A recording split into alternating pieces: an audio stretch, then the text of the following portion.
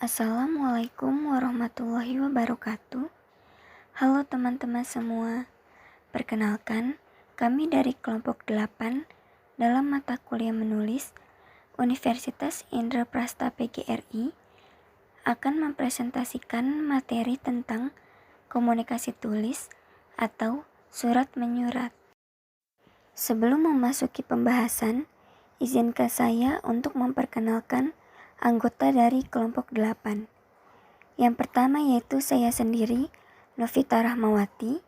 Yang kedua ada Sarah Priscilia. Yang ketiga ada Agis Nasifani. Dan yang terakhir adalah Wahyu Galih. Jenis-jenis surat.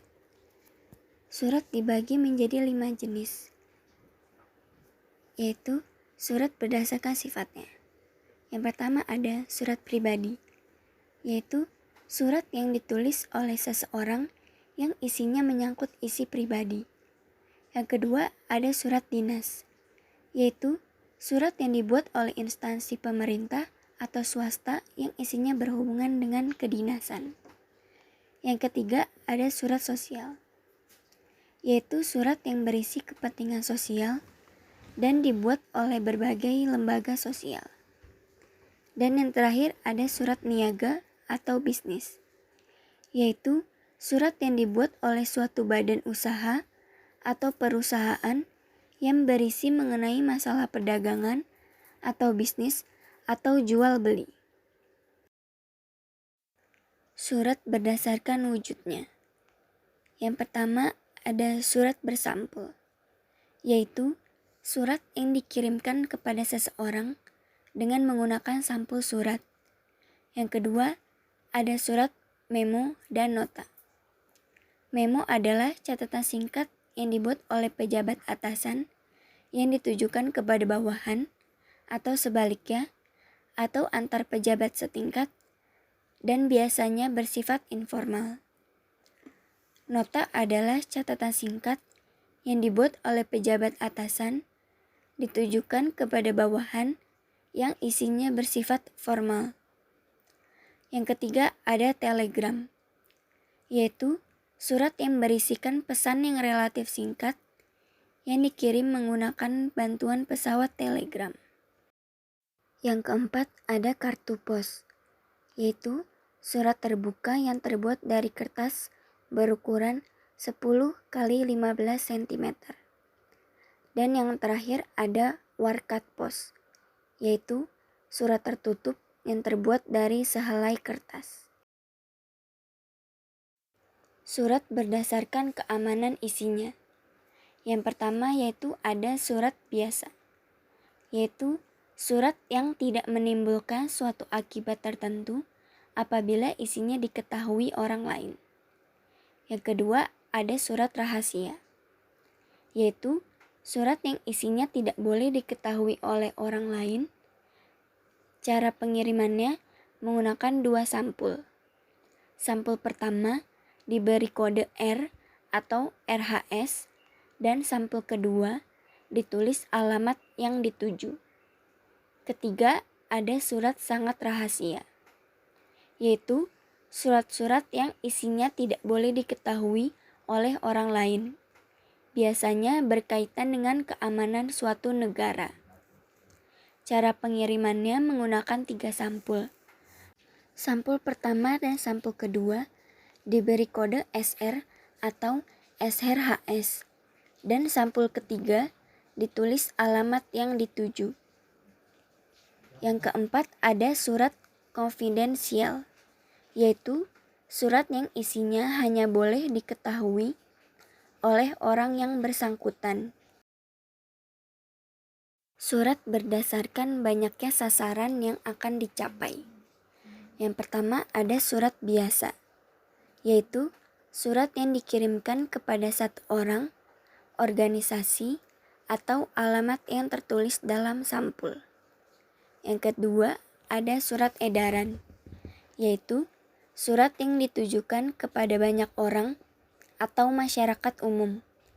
Dan yang terakhir ada surat pengumuman, yaitu surat yang ditujukan kepada beberapa orang, instansi, atau pihak lain yang namanya terlalu banyak untuk disebutkan satu persatu. Yang terakhir yaitu surat berdasarkan proses penyelesaiannya. Yang pertama ada surat sangat segera, yaitu surat yang pesannya harus dapat disampaikan kepada penerima surat secepat mungkin. Yang kedua ada surat segera, yaitu surat yang tidak harus dikerjakan atau ditanggapi dengan cepat seperti pada surat sangat segera. Dan yang terakhir ada surat biasa, yaitu surat yang isinya tidak memerlukan jawaban atau penyelesaian yang secepatnya, tetapi perlu diselesaikan berdasarkan urutan kedatangannya. Bagian-bagian dan fungsi surat.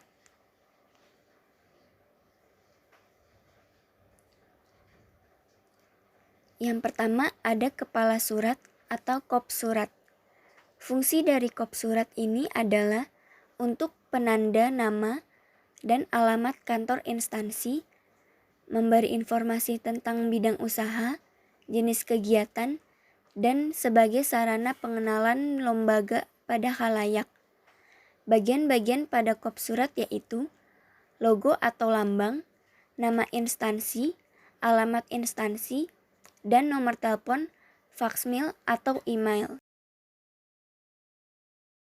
Yang kedua ada tanggal surat.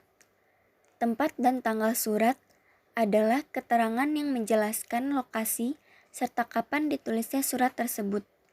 Fungsinya adalah untuk memberitahukan kepada si penerima surat mengenai dari mana dan kapan surat tersebut ditulis. Apabila lokasi penulisan surat sudah tercantum dalam kop surat, maka tidak perlu ditulis kembali. Cukup tanggalnya saja. Lokasi penulisan tempat dan tanggal surat umumnya berada di pojok kanan atas sejajar dengan nomor surat. Nama tempat ditulis mendahului tanggal surat. Penulisan nama tempat dan tanggal dipisah dengan tanda koma dan diakhiri dengan tanda titik. Yang ketiga ada nomor surat. Sebagai catatan untuk arsip, surat resmi memiliki nomor surat. Setiap lembaga biasanya memiliki sistem penomoran surat masing-masing. Penomoran mempermudah pencatatan dan kategorisasi administrasi arsip surat. Yang keempat ada lampiran. Lampiran surat merupakan dokumen tambahan yang dilampirkan ke dokumen surat utama. Fungsinya adalah agar penerima surat dapat mengingat dan melihat kembali banyaknya sesuatu yang dilampirkan. Lampiran biasanya berisi dokumen pendukung yang menguatkan dokumen utama, seperti daftar kegiatan, surat pendukung dari lembaga lain, laporan keuangan lebih mendetail, dan lain sebagainya. Yang kelima ada hal atau perihal. Hal atau perihal merupakan maksud atau tujuan singkat yang memuat perkara dibuatnya surat. Fungsinya adalah supaya pembaca dengan cepat mengetahui hal atau yang dibicarakan dalam surat resmi atau dinas. Penulisannya pun tidak boleh seenaknya, melainkan penulisan nomor, lampiran, dan perihal harus diikuti tanda titik 2. Yang keenam ada alamat tujuan. Alamat tujuan kepada siapa ditujukannya surat resmi tersebut. Penulisannya singkat saja, karena alamat lengkap tujuan biasanya dicantumkan pada sampul surat. Singkatan kata atau kata untuk gelar akademis, pangkat, dan jabatan pada penulisan alamat surat tidak perlu diawali dengan kata sapaan Bapak atau Ibu, karena gelar akademis dan pangkat itu sudah merupakan penghargaan kepada orang yang akan dikirimi surat. Yang ketujuh ada salam pembuka. Salam pembuka dapat dikatakan sebagai ucapan permisi. Salam pembuka dalam surat resmi atau dinas perlu dipertahankan karena bagian tersebut merupakan pertanda surat dinas itu sopan dan beradab. Penulisan salam pembuka harus mengikuti aturan atau kaidah pusat pembinaan bahasa atau yang lazim digunakan pada salam pembuka dalam surat-surat dinas, yaitu sebagai berikut. Yang pertama, dengan hormat, salam sejahtera, atau Assalamualaikum warahmatullahi wabarakatuh. Yang kedelapan, ada isi surat. Isi surat dibagi menjadi 3 bagian. Yang pertama yaitu pembuka, berisi tentang rujukan inti masalah yang akan disampaikan kepada penerima surat. Yang kedua yaitu isi pokok.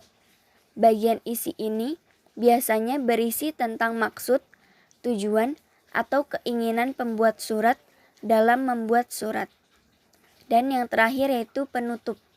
Bagian penutup surat berisi tentang penegasan kembali, simpulan, harapan, dan juga ucapan terima kasih.